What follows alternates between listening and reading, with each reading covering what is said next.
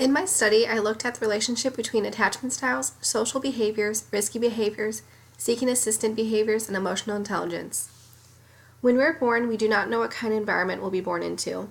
Developing attachment styles helps us in figuring out how to handle our environment. Our attachment to our parents then helps us navigate our environment as adults. There are three main attachment styles. First one is secure, and the next two are insecure, which is anxious and avoidant. The basic things to know about these attachment styles is that securely attached people believe that their parents or primary caregivers will be there for them.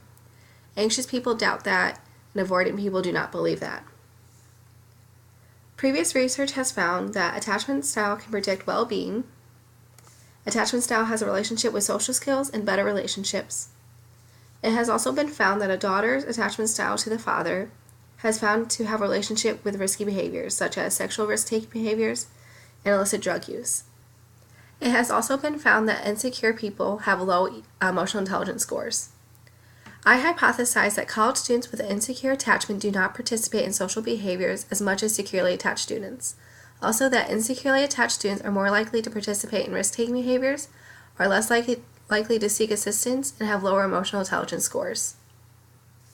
For my study, participants had to be at least 18 years old and have to be currently enrolled in college or were in the past 5 years. Only 63 people had completed this survey in its entirety. This survey was made in Qualtrics. Most of the questions were questions I had formed, but the quiz for attachment style and emotional intelligence came from actual quizzes. I had a lot of correlations in this study, although this presentation is only going to focus on a select handful. For these social behaviors, I found that anxiously attached people were less likely to spend free time outside their rooms. Similarly, avoidant attached people were less likely to spend time out in common areas such as lounges. Furthermore, insecure attached students had more difficult time making friends, and the avoidant attached people were less likely to participate in freshman social events. These findings are consistent with attachment theory. Young adults with insecure attachment are more likely to find it difficult in making and maintaining friendships. There's also correlations in risky behaviors. This study found that avoidant attached people and anxiously attached people were less likely to drink under the influence, but more likely to consume illegal drugs. As for seeking assistant behaviors, more securely attached people were more likely to seek help with family members and friends. However, avoidant attached people were less likely to seek assistance with family members. This is also consistent with attachment theory.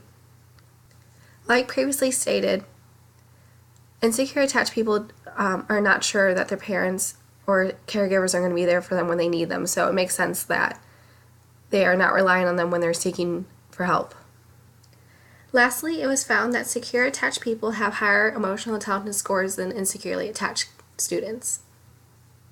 College can be a stressful time for a lot of students because this is when the transition to adulthood really begins. It is important to universities that their students feel welcome and safe at school.